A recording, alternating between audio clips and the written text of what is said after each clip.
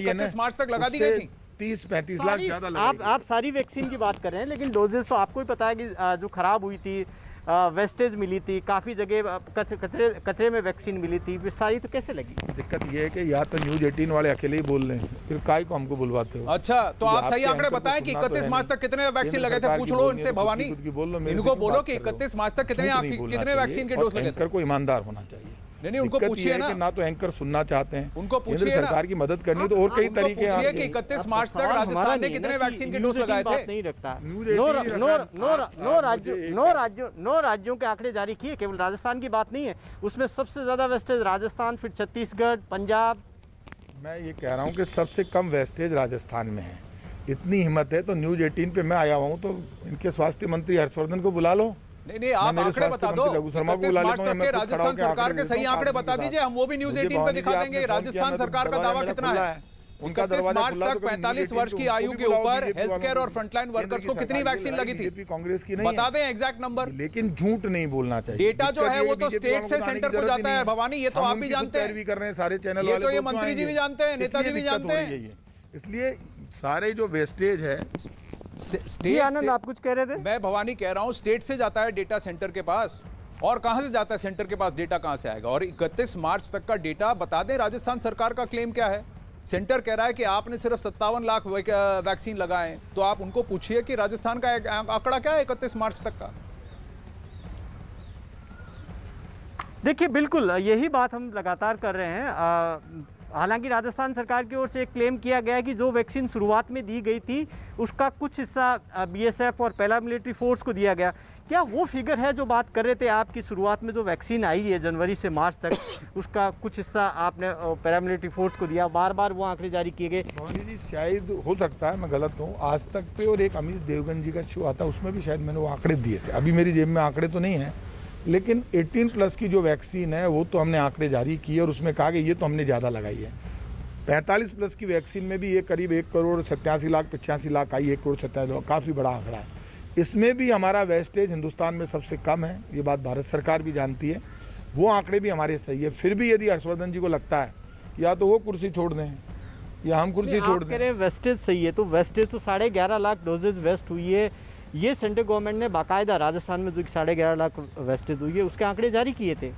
देखिए, central government ने जो आंकड़े जारी किए हैं, हमारे जो आंकड़े हैं उसमें यदि डिफरेंस ही जा रहा है तो दोनों के अधिकारी बैठेंगे तो एक दिन न्यूज 18 पे हमारे सुना एक आईएएस अफसर हमारे भी चले जाएं, उनके भी चले जाएं और सच्चाई सामने आ जाएगी। ये वेस्टेज का मुद्दा केंद्र सरकार इसलिए बना रही है क्योंकि वैक्सीन तो दे नहीं पा रही केंद्र सरकार, इसलिए वेस्टेज सीधी सी बात है भवानी, आप इनसे पूछिए कि 31 मार्च तक राजस्थान ने कितनी वैक्सीन लगाई थी?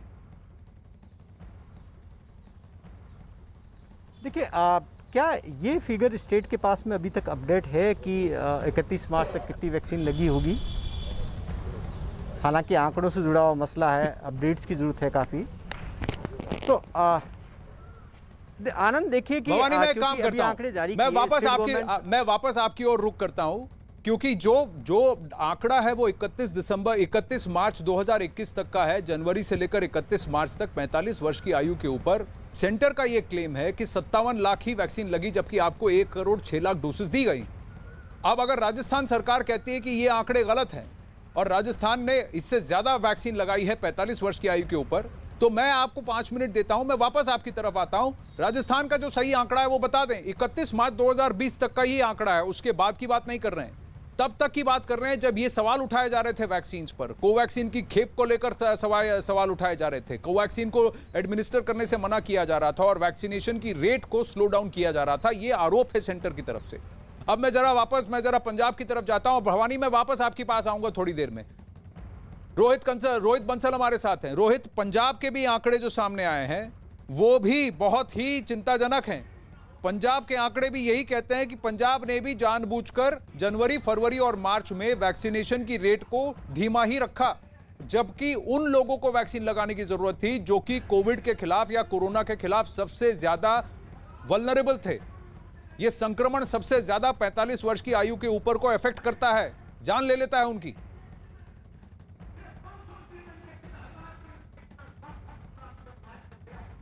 जी बिल्कुल, अगर पंजाब की बात की जाए तो जो शुरुआती आप महीनों की बात कर रहे हो, जनवरी, फरवरी, मार्च की बात कर रहे हो, ठीक उसी समय आपको याद होगा कि दिल्ली में जो किसान आंदोलन चल रहा है, एक तो किसान आंदोलन को इसकी बड़ी वजह कह सकते हैं क्योंकि किसान आंदोलन में पंजाब के ज़्यादातर जो लोग गांव से आते हैं वो इस आंदोलन में गए थे और ज़्यादातर किसान वैक्सीन लगाने को रेडी नहीं थे। तो एक बड़ा कारण ये भी है। दूसरी अगर मैं बात करूं तो पंजाब के चाहे आप फ्रंट लाइन वर्कर की बात कर लो तो फ्रंट लाइन वर्कर में जो हेल्थ डिपार्टमेंट से जुड़े हुए वर्कर हैं या कोई और डिपार्टमेंट से जुड़े वर्कर हैं, उनकी कोरोना वैक्सीन लगवाने की रफ्तार भी बेहद कम थी। तो एक बड़ा कारण इसमें यही हम कह सकते हैं कि पंजाब में 12,597 से ज़्यादा गांव हैं। पंजाब में 12,500 से ज़्यादा गांव हैं और पंजाब को एक गांव का हम राज्य कह सकते हैं। तो गांव के लोग अभी भी वैक्सीन के लिए उस तरह से रेडी नहीं है। अभी शहरों के लोग जरूर रेडी हो रहे हैं वैक्सीन लगवाने के लिए, लेकिन पंजाब सरकार अभी तक गांव के लोगों को उस तरीके से रेडी नहीं कर सकी है कि आप वैक्सीन तो ये तो पंजाब सरकार की नाकामी हुई। ये वही पंजाब सरकार है जिसने कोवैक्सीन पे सवाल उठाए थे। इसको 29 लाख डोसेस दिए गए हैं और उसमें से सिर्फ उसने 8,40,000 डोज लगाए। जनवरी, फरवरी, मार्च में 31 मार्च तक पंजाब ने सिर्फ 8,40,000 डोज लगाए। अब यही मार्च तक के आंकड़े जो जारी किए गए हैं, इसमें साफ दिख रहा है कि उन प्रदेशों ने जो कि विपक्षी पार्टियों के द्वारा शासित थे या नॉन बीजेपी स्टेट्स थे, 9 प्रदेश ऐसे हैं जिसमें से 5 में कांग्रेस पार्टी का हाथ है। जो कांग्रेस पार्टी वैक्सीन हेजिटेंसी को हवा दे रही थी, वैक्सीन के खिलाफ लोगों के मन में शंकाएं बना रही थी, उन राज्यों में 45 वर्ष की आयु के ऊपर के लोगों को वैक्सीन की खेप को नहीं लगाया गया, उसको होल्ड किया गया या वैक्सीनेशन का दर स्लो था। और यही डेटा सेंटर का है। और अगर राज्य सरकारें कहती है कि ये डेटा ठीक नहीं है, तो ये डेटा तो स्टेट से सेंटर को गया है। कोविन के प्लेटफॉर्म में ही सबकी रजिस्ट्रेशन हुई थी। उस वक्त कोई ऑल्टरनेटिव प्लेटफॉर्म नहीं था। जो भी वॉक इन हुए थे उन सबका रजिस्ट्रेशन कोविन के प्लेटफॉर्म पर हो रहा था। अगर राज्य सरकारों के पास ये आंकड़े अलग हैं तो कैसे अलग हुए, और अब तक वो स्टेट सेंटर को क्यों नहीं गए हैं, और राज्य सरकारों के पास क्या हैं ये आंकड़े? इन सब पर जवाब देना बनता है।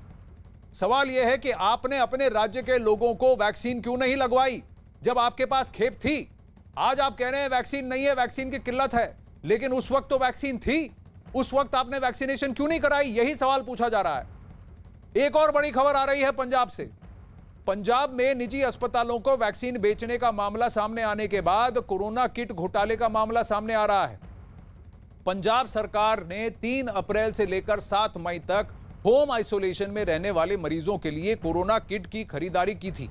और जब अब आरोप लग रहे हैं कि पंजाब सरकार ने 1 महीने में 3 अलग अलग टेंडर निकालकर कोरोना किट की खरीदारी की जिसमें बड़ा घोटाला हुआ है।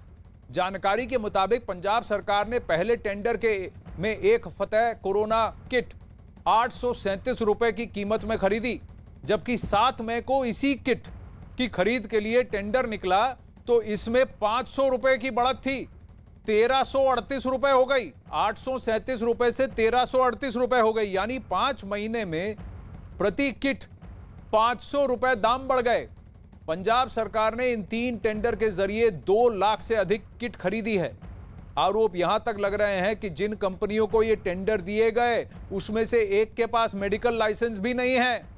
इसके अलावा पहले टेंडर में शर्त थी कि किट की कीमत अगले 180 दिन तक नहीं बढ़ाई जा सकती है। ऐसे में सवाल ये उठ रहा है कि आखिर जब पहली कंपनी 837 रुपए में किट मुहैया करा रही थी तो फिर 2 अलग अलग टेंडर निकालकर 500 रुपए ज्यादा कीमत पर क्यों टेंडर निकाला गया और किट को खरीदा गया?